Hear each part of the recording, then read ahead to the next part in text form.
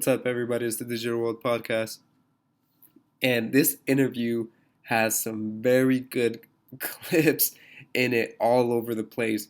And I'm going to show you a small segment that I thought was very eye-opening. And this is revolutionizing. This is changing the world of finance.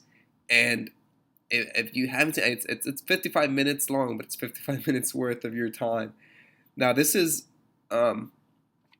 David Schwartz explaining how if you have everyone on this new financial infrastructure, it's gonna change the way things are done. And I'm not gonna go ahead and explain what he says because he puts in perfect wording, and it's I can't explain any better than he can. And so we're gonna go ahead and just jump right into it. By whoever wants to run them. They don't have any permissions, and you can make billions of dollars if you hack into them. And these systems are just not hacked into. They're intrinsically resistant to the types of attacks that have created problems for institutional and enterprise payment systems. So even if it's going to be centralized, I still think that there's an advantage there. And I think the other nice thing about it is not just that it's better for the institutions because they have this better security model. It's not as difficult for them to scale it up. That's great.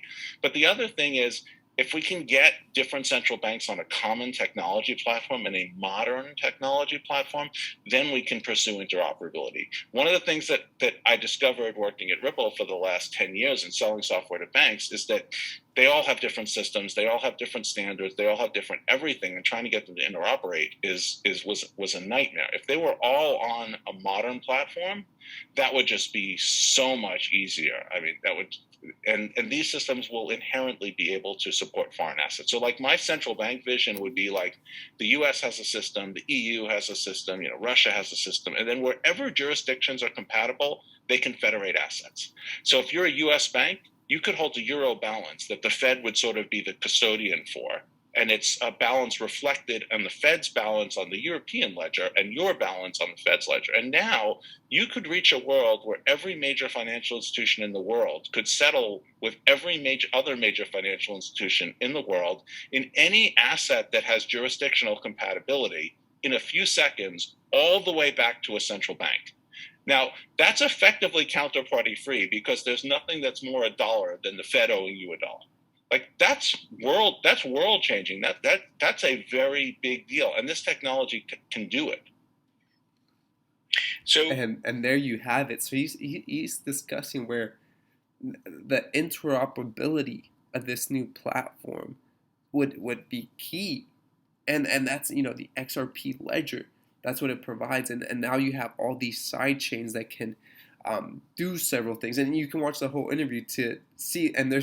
And he goes over in great detail, but this is the stuff we're talking about if you're invested in something that has fundamentals in utility and use cases. It actually solves real world problems, and it's revolutionizing the finance system, the financial system. Now that's something that you want to be a part of and invested in. And this is exactly what he's talking about. And boy, I tell you, it's gonna change. It's just a matter of time.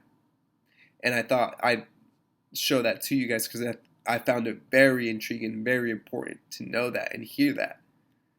In other words, here we see that El Salvador's Bitcoin revolution hits a brick wall as the World Bank refuses to help with technical infrastructure.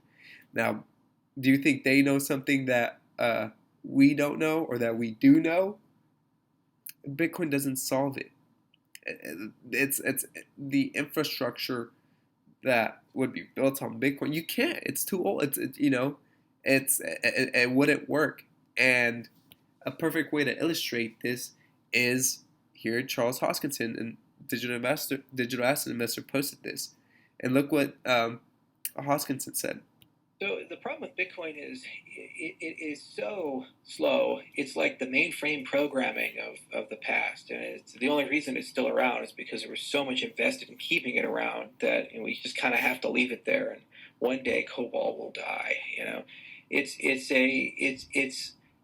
There's nothing about it from a collection of USPs that's particularly desirable. You have extremely long settlement time. You have extremely low programmability. It is not aware of any other system. There's no native way of issuing an asset in that system. You can't even do a pull transaction.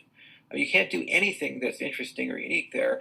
And yeah, all due respect, it's, mafia, all due respect, Tony. You got some problems. You need come to lose to some me weight. on the day of my daughter's wedding. I know. So, all due respect to the Bitcoin people, it's like an amazing, incredible first generation thing. And we're all here because of Bitcoin. But the problem is you have to upgrade the damn thing. Just because you were a high school football star doesn't mean that 30 years later you're still a high school football star in the same shape. You got the beer belly, you're old, you're not doing this thing again. And that's what Bitcoin has to do. There's fundamental improvements that I think Bitcoin can make at the protocol level that would actually make it an incredibly competitive system. Like if they wanted to keep Nakamoto consensus, proof of work, there's ways to enhance proof of work. I mean, Amin Gensler did this with Bitcoin NG. Pramod Viswanathan did this with Prism. Make it 10,000 times faster, and you don't compromise the fundamental security assumptions that the system has. You can add programmability to it. Blockstream created a language called Simplicity. So there's actual ways to extend, and we did this with Cardano with the extended UTXO model. There's ways to extend what Bitcoin has, keep the philosophy, the accounting, the way of thinking about transactions, but then suddenly you can now do DeFi and other things.